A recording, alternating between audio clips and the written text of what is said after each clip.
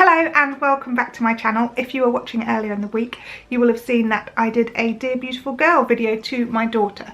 Now my children are born exactly a week apart, so here is my Dear Beautiful Boy video. This is a letter to my son. Dear beautiful boy, you turned 7 last week and I'm incredibly proud of the wonderful little boy and the little man that you are and the one that you're becoming. You are so completely obsessed with sport. It's ridiculous. You play football on a Saturday and you play rugby on a Sunday. You swim on a Tuesday, you do sports club at school on a Monday. And if there were more sports clubs you would do them, but there aren't. Last year you won most improved player in your football team and you absolutely were, and this year you are amazing. You have scored so many goals. Your team hasn't been beaten in a league match and last year you didn't win in a league match, so that kind of shows how far your team has come. I love watching you play. I love seeing the joy you get from herring around a football pitch. For your birthday we got you a football goal and many of your afternoons since then have been spent in the garden kicking balls into the goal. You definitely want to be a footballer when you grow up and that's okay with me, ish. Last year I took you to see Wales versus Fiji in the Rugby World Cup at the Millennium Stadium in Cardiff. We went with your grandma and we had the most amazing time and I was so proud of you because the crowds were absolutely huge and I just didn't know how you were going to react, whether it would be scary, whether you wouldn't like it, whether it would just be completely overwhelming. And you were just amazing. You absolutely loved it. You sang, you danced, you just loved it and it was absolutely a delight to see. And I was so proud of the way that you behaved. In a few weeks' time I'm taking you to Wembley to see my team Oxford United play in the St Johnstone Paint Trophy final. And I'm really looking forward to having 2 nights in London with you, just the two of us, getting to know you again. I know that sounds silly, but when you're at school all the time and then at rugby and football, we don't get to spend that much time together. So I'm kind of just looking forward to it just being us, just for a couple of days. You're doing so well at school, and for a boy who could barely read when he left reception to having a reading age of 10, nearly 11 at the age of 6 is pretty impressive. We've just got to work on you sitting down and reading for pleasure, but I'm pretty sure that'll come soon.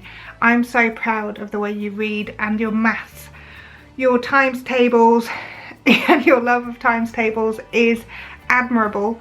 It's also highlighted how rubbish I am at times tables, so thank you very much for that.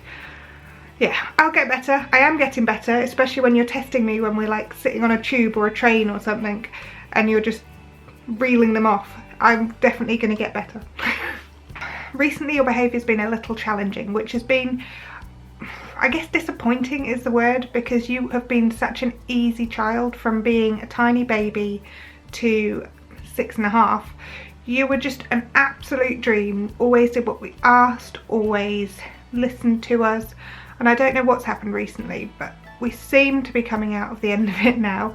I'm hoping we are, because it hasn't been particularly nice. So that's the only downside to this year, I think. Yes. I think a lot of it comes from how competitive you are, because you are ridiculously competitive to the point that everything is a competition. And possibly the phrase I use the most when talking to you is, it's not a competition, because even like getting up in the morning and out of bed and to the kitchen first is, I did it first, or crossing the road, I got there first, or just first, and it's just a bit annoying. Especially when nobody else is competing, and I've tried explaining you can't be first if you're the only one doing it, or you can't win if you're the only person competing, but it doesn't seem to make a difference. So yes, chill out with the competitiveness. I don't know where you get it from at all. So little man, you are kind, sensitive, caring and a wonderful little person. You were absolutely devastated when our poor cat Bruce had to be put down. You and him were so close and he was who you went to for cuddles when you felt sad or when you just needed to kind of be reassured, I think. And I really felt for you because That was a really tough moment for all of us, but seeing you upset was really difficult. See, it's even making me teary now. We have a new cat, Dylan, and I'm hoping that you get as much enjoyment from playing with Dylan as you did with Bruce, and I really hope that the two of you have such a nice relationship as well. And it does help that Dylan is nearly 2 and Bruce was nearly 12, so he's got age on his side, this one. Little boy, I'm so proud of you. You're wonderful, you're sensitive, you're caring, you're considerate, you're passionate, you're sporty, and you're just a wonderful little man. And I'm so proud of you and I love you so much.